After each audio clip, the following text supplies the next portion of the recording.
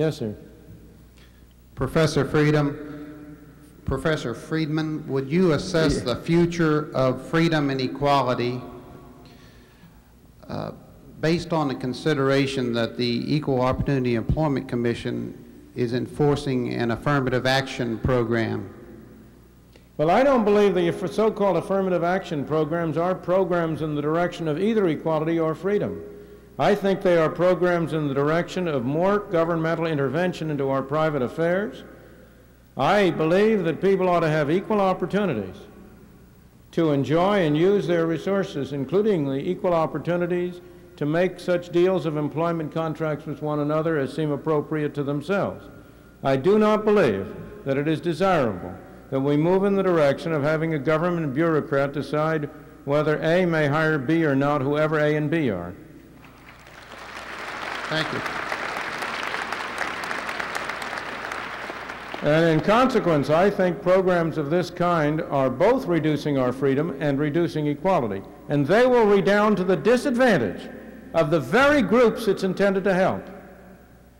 I was citing this morning over here at William & Mary when I was talking to some of the students, a book that I recommend very strongly to all of you by a South African, former South African, he's now in this country, W.H. Hutt, called The Color Bar. And it points out how apartheid in South Africa got started as a result of pressure by trade unions for equal pay for equal work. Again, over and over, we have to look at the actual consequences of policies, not at the names of them. The immediate occasion that we're talking about now, to take the case that seems less tendentious but is just as important, the equal pay for equal work is a claim for people supposedly for the feminist cause. Now, I believe that's an anti-feminist slogan. It will hurt the feminists. It will not help them. Why? I believe that every individual, man, woman, or child should have an opportunity to get a job if he wants to and can do it. But now, if there are some people who are prejudiced, if Mr. Jones is a male chauvinist, and he would prefer to have a man rather than a woman, or Mr. Smith is a believer in feminine rights and would prefer to have a woman rather than a man, it doesn't matter. But take the male chauvinist pig. If you have a law that he must pay the woman and the man the same, and if he can find some way around having to hire the woman, he gets away free. He doesn't have to pay for his prejudice. On the other hand, suppose he has a prejudice, but we let people compete. Then the woman at least has a weapon of offering to work for less. And he has to pay for his prejudice. The free market, by enabling people to compete openly, is the most effective device that has ever been invented for making people pay for their prejudices, and thus for making it costly for them to exercise it. And what you do when you impose the equal pay for equal work law is that you make the expression of prejudice costless. And as a result, you harm the people you intend to help. Now, you may think this is purely hypothetical. I assure you there have been some careful statistical studies of this kind of phenomenon which show exactly these results. Yes, sir. I guess I'm supposed to go over to here. Yes, sir. Professor Friedman, you would support equality of opportunity. Is it not a possibility that one of the most effective ways to gain equality of opportunity is to eliminate some of the income disparity? That is, it's a possibility that there is some base level of income that people need to have in order to guarantee opportunity, equality of opportunity. And on this grounds, is this one of the grounds that you would support a negative income tax as perhaps an efficient way of seeing that children have an opportunity to, aren't eliminated from the equality of opportunity? Well, you've raised a number of issues, all of which are difficult ones, and so I'm going to have to try to answer them simply, and I will not be able to go into the full detail because they are very important issues that you have raised. I think you have to be careful to start out as you start out. I do not believe it is true that a major obstacle to equality of opportunity in the kind of sense in which it has meaning, in the sense of career open to the talents. I do not believe that a major obstacle there is presented by inequality of outcome. It may be it's certainly far more serious obstacles are presented by the fact of the kind of community in which people are born. Equality of opportunity is much more harmed by some people being born in India and some in the United States than by almost any other difference you can think of. So I think that there are many features that are far more important than equality of income, and we want to be careful that in the process of arguing along your way, we don't end up getting the worst of both worlds, of less equality and less of opportunity. Now you went from there to a very different question. So far as a minimum income is concerned for life, I said at the end that I think we want to make a big difference between 90% of us taxing ourselves to help 10% at the very bottom. Eliminating misery and poverty is a very different thing, I think, than promoting redistribution of income in order to get a more equal distribution. I myself support the negative income tax, in fact have urged it, and I think I didn't invent it, but I invented the term. It's an unlovely term, the negative income tax. I'll take full credit for that. I support it, but not primarily for the reason that you say, but for a very different reason. I believe that if we were starting from scratch, if we had an empty, clean slate, private charitable arrangements would be amply effective in protecting, in eliminating real distress and misery. They have been in many circumstances. In our wealthier society, they clearly would be, but we're not starting from scratch. We have a welfare system which, in my opinion, is a mess and does far more harm than good. And the question is, how do you get from there to where you'd like to be? And I see a negative income tax as a device which would enable you to get from where you are to where you'd like to be, while not doing injury to those people whom we have encouraged to become wards of the state. And that's more my justification. Now we come to your final point, the problem of children. And there we do have a very real problem of what do we do about the opportunity of children? The argument for parental control of children is very different than the argument for giving adults freedom. It is that we believe that in our society, in almost any society, parents will have greater interest and greater concern about their children than any other group. We speak of our society as an individual society. It is not. It's a family society. The fundamental unit of our society is a family. It is the interest in the family that gives people an incentive to work, to save, to slave, to make sacrifices. It's the interest in the family that gives parents the incentive to provide their children with better opportunities than they themselves had.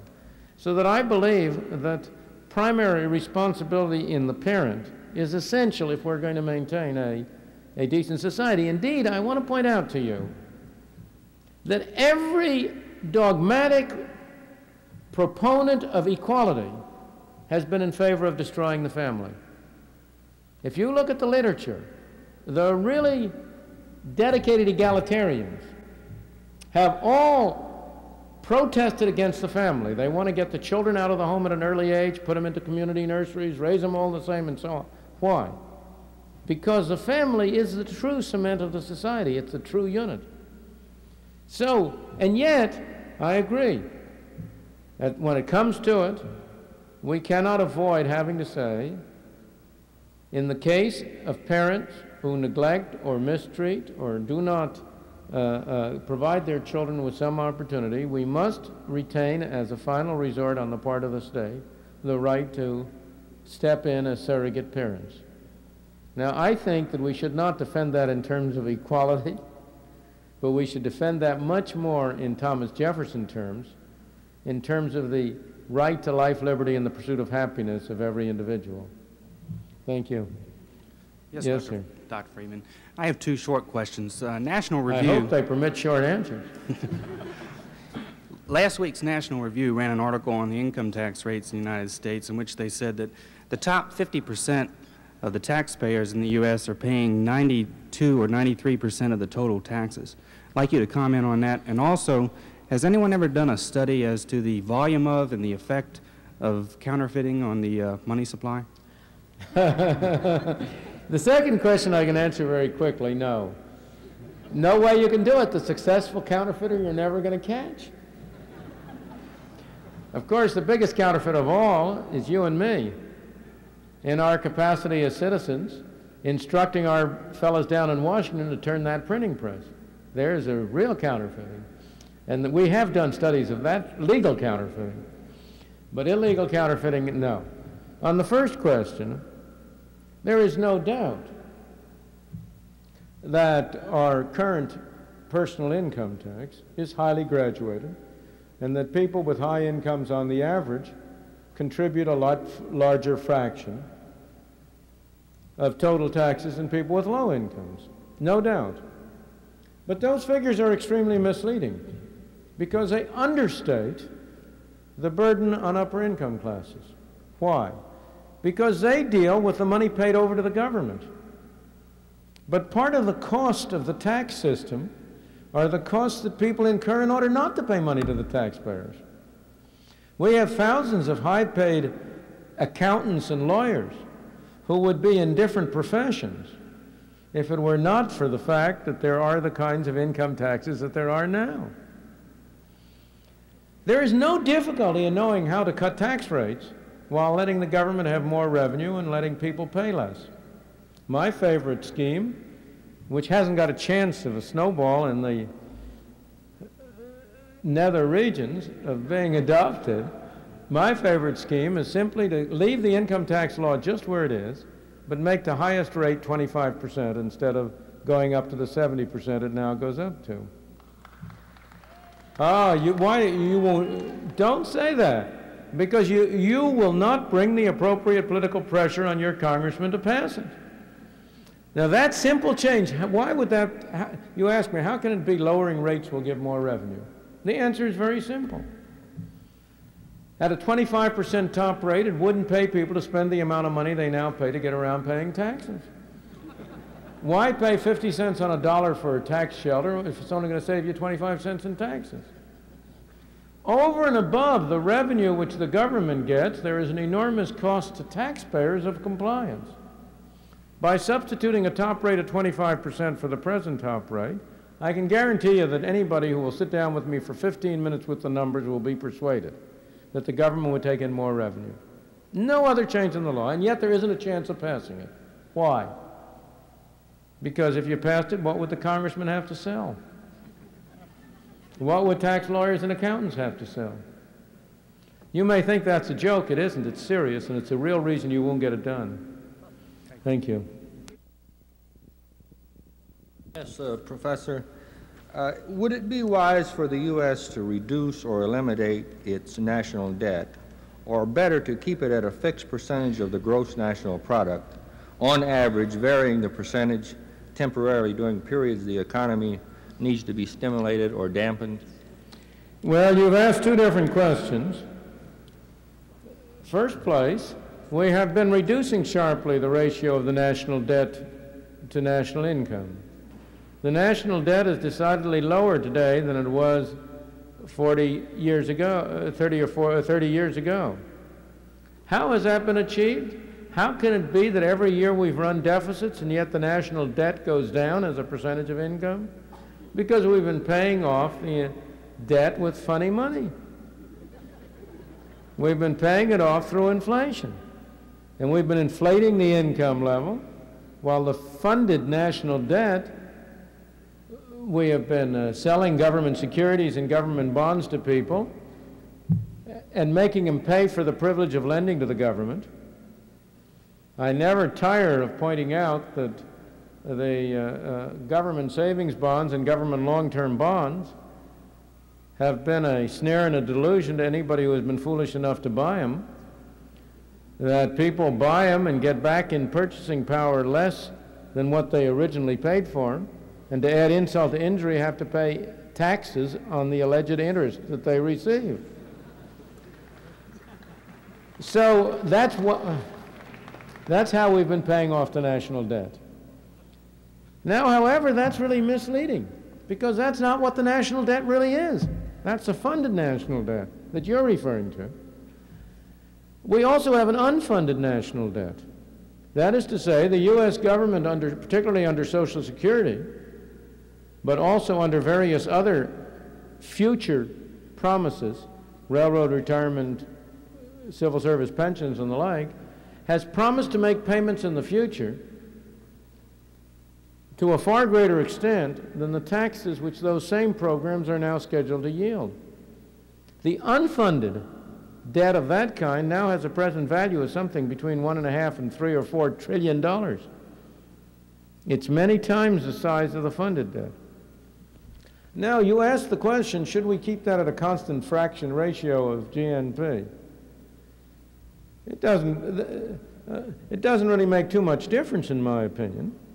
I believe that on the whole it would be best to have a system under which, over a reasonable period of time, we tended to have a balance between government expenditures and government receipts, so we did not add to the national debt. Then at least we should hold it constant, not as a percentage of the GNP, but constant. That would, in my opinion, be the best, but I'm not sure it's very feasible.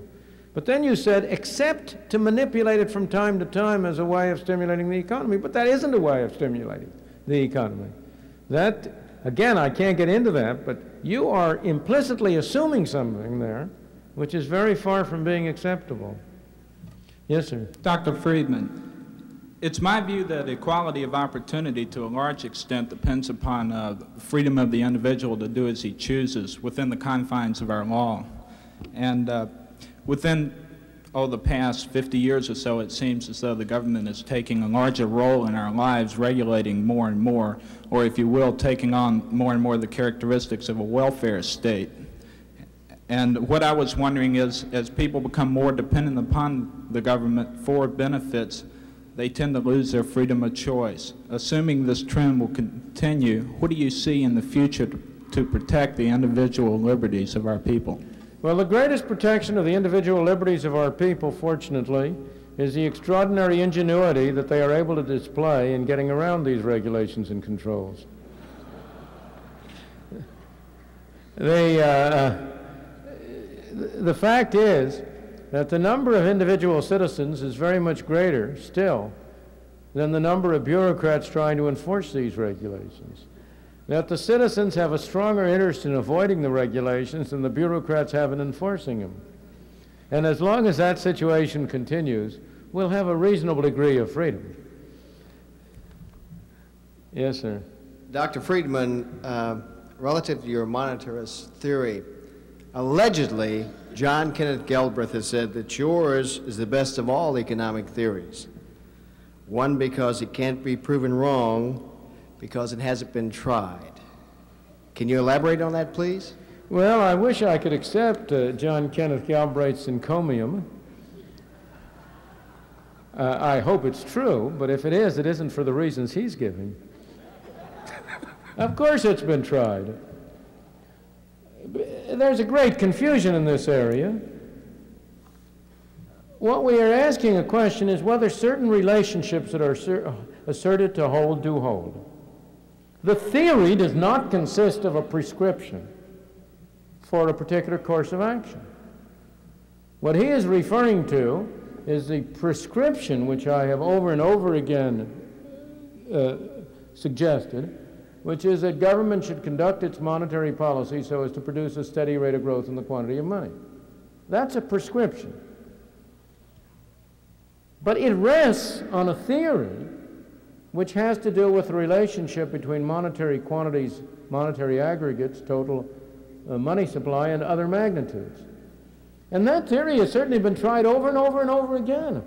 There's no problem of examples in which it's been tried. I'll illustrate a case which was not very far from here.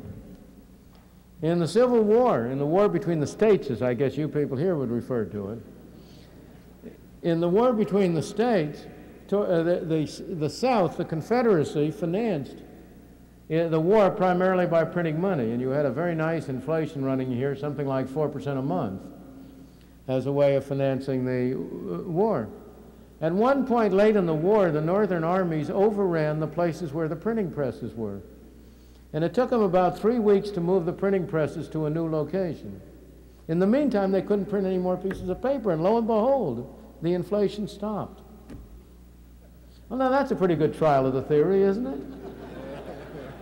And there are thousands of trials of that kind. There's an enormous amount of evidence that has been accumulated about the kind of relationships that underlie that theory.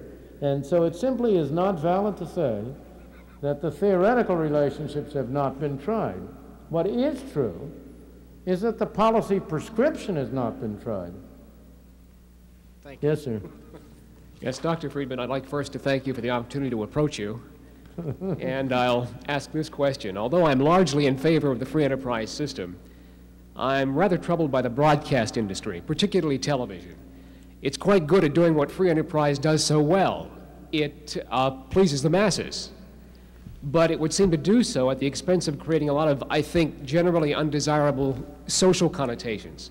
Here it seems the free enterprise system breaks down. What's your reaction? Not at all. What breaks down is that the free enterprise system is not allowed to operate in television. I agree with the criticisms you make of television and radio, but we have to ask why. And the answer is because we do not have a free enterprise television and radio system. We have a government-controlled radio and television system. You cannot broadcast over the airwaves unless you get a license from the Federal Communications Commission. You cannot keep that license unless you accept the rules and regulations which the Federal Communications Commission lays down on you. The Federal Communications Commission has decreed that advertisers shall get special privilege over TV and radio. And in effect, they have subsidized in this way, in large mass, the advertising industry. I am in favor of a free enterprise radio and television system. What do I mean by that? I believe that the U.S. government should hold an auction. It should auction off the rights to television and radio channels, converted into private property. Here is a certificate, and just as you have a deed entitling you to a certain piece of land, so you would have a certificate entitling you to ownership over the right to broadcast at such and such a frequency, such and such a power, between such and such hours, from such and such place. Now, once you had that, it would be private property. You could recombine it with other people. You could buy some other people's rights to get a broader channel. You could switch yours for somebody else, just as you can recombine land. Moreover, once you did that and auctioned them off and sold them off, you could then abolish the FCC. And you could then have a radio and a TV system that would be just as free and just as open as the print media are now. The reason you have the problems you mention in radio and TV is because the Federal Communications Commission has prevented for decades the development of systems of pay TV, of arrangements for providing television and radio programs under a means whereby the listener or the viewer paid directly for what he saw or heard, and therefore in which the customer had something to say. Today, any viewer who is not influenced by advertising has nothing to say about the kind of programs he sees. If you want to see if you want to see the difference between a true free enterprise system and a fake system which is controlled by the government, let your imagination run to what would happen to the print media if you use the same principles there that you use on radio and TV. Suppose you were to pass a law saying that no printed matter can be distributed except free of charge, that you cannot charge anybody for print media. Now today you have print media, some of which is distributed free of charge, neighborhood advertising newspapers and the like, propaganda pamphlets, party platforms. You also have print media in which there's a lot of advertising and maybe what you pay for it is half of what it costs to produce. You also have print media in which you pay the whole cost, books and the like. So if everything had to be distributed away free, it would all have to be financed by advertising, and you would have the same kind of wasteland in print media that you now have in television and radio. Because the only kind of thing that would pay people to distribute with advertising would be things which had a mass market and which were very cheap. So the problem in radio and television is not that free enterprise isn't producing what we would expect of it. It is that we don't permit free enterprise to operate. Now that monopoly, that situation is going to be broken. It's going to be broken, in my opinion, by the entrance of the cassette recorder, the Betamax and the like, under which it will be possible to have libraries of video cassettes that can be rented out and sold out, and that's going to enable you for the first time to make effective use of this medium. Okay, it's all right, just say it over. Can you hear me? Okay. Yes. I find the idea that paying a group lower wages is a way to make an employer pay for his prejudices unclear. His implied payment is a degree of discomfort, which it would seem becomes manageable in view of the higher profits afforded. Could you clarify? Of course, I'll be glad to. He doesn't get any higher profits. He gets driven out of business if he insists on behaving the way you're talking about. Because there'll be some other fellow there who will be willing to take advantage of those people who are available. And that other fellow will be able to undercut the first fellow. Most employers who discriminate on irrelevant grounds are not expressing their own tastes. They're transmitting the tastes of their customers. An employer who deliberately chooses less productive people or more expensive people in place of less productive because he has tastes in that way is going to be at a competitive disadvantage in the market. His costs will be higher than the other fellow's costs. And as a result, he will tend to be driven out of business. I don't mean to imply he would employ less competent workers. The workers might be equally as competent. They're women or blacks or any other group that works for lower wages. But if they work for lower wages and he refuses to hire them, I mean, go back. Let's see what's involved. If they're equally competent, then other people will have an incentive to hire them away and pay them higher wages, won't they? Unless everybody shares the prejudice. If there is anybody who's unprejudiced, they can hire them away and do a better job. But suppose for a moment that they're not equally competent. Suppose they really aren't as productive. Then whom are you benefiting by forcing him to pay them the same wages? You're hurting them. You're hurting him. He's going to be out of business. They're going to be out of jobs. Now, how do we know which are equally competent or not? How do we decide that? You're back in the dilemma that who's going to make the judgment? In a free market, we each make our own judgment, and if we don't interfere with it, anybody who lets irrelevant considerations enter in is going to pay for it. Because he won't be hiring the most efficient, the most competent, the cheapest groups. Let me go back to some stories along these lines that are interesting. At a time when there was great prejudice on the part of whites to be served by blacks in retail stores, take a case like that.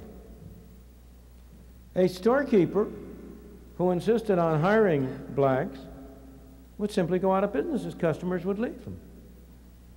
At that time, what happened? Businessmen tried to arrange things so as to have as few people in front as possible and as many people behind the back as possible. And you had them using the blacks who were disadvantaged behind because that was a cheaper thing to do. They were working their hardest to eliminate the effects of prejudice. Now, if you say they've got to pay the same price to everybody, regardless of anything, there's no incentive on them to work hard to remove the effects of prejudice. Thank you. That's a good point at which to quit.